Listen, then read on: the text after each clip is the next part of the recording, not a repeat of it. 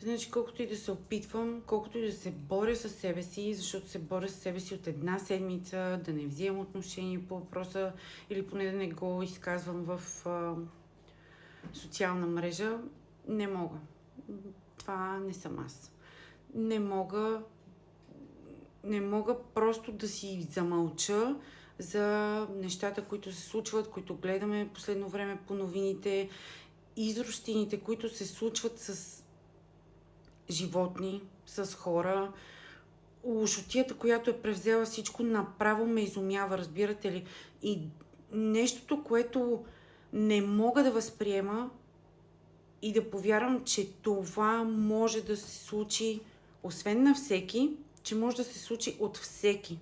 Дори от хора, които ние познаваме, дори хора, които са в нашето обкръжение, дори хора, които са от нашето семейство.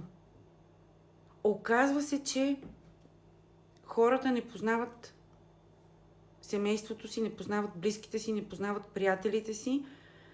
Те са едни пред хората, а вечерно време, когато се приберат вкъщи и затворят вратата, всъщност те са изроди.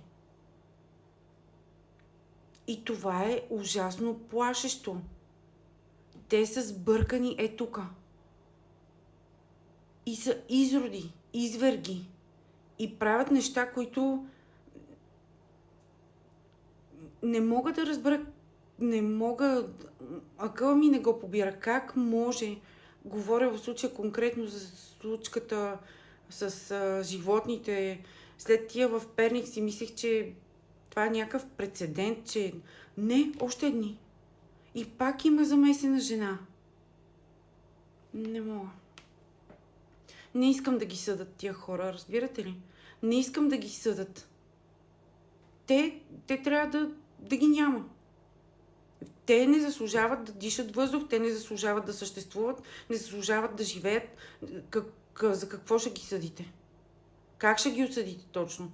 Те, ако са живи и зависи от мен, те трябва да страдат всеки Божи ден.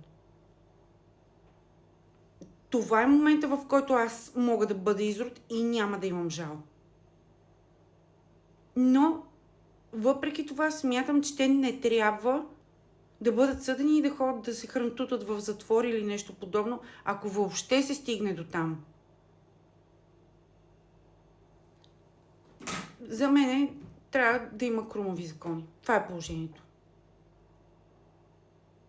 Убиваш, причиняваш, изтезаваш, убиваш същество, живо, без значение, животно, човек.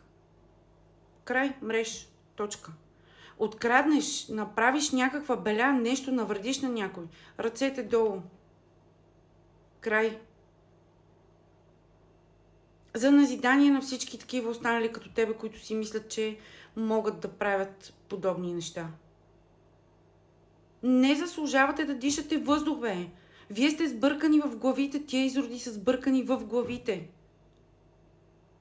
Там нещо не е наред, нещо е сбъркано, ти си грешка и просто не трябва да те има. Ти не трябва да съществуваш, ти само вредиш. Наистина това са ситуациите, в които в мене се надига нещо, което ме прави жесток човек към такива същества, защото не мога да ги нарека хора.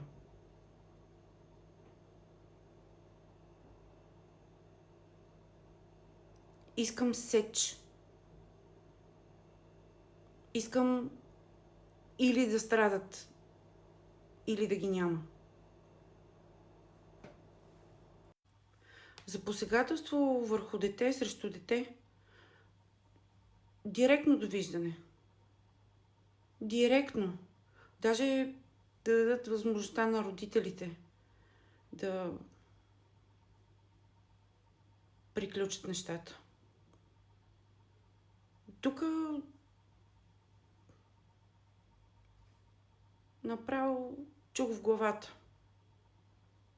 и да се приключва.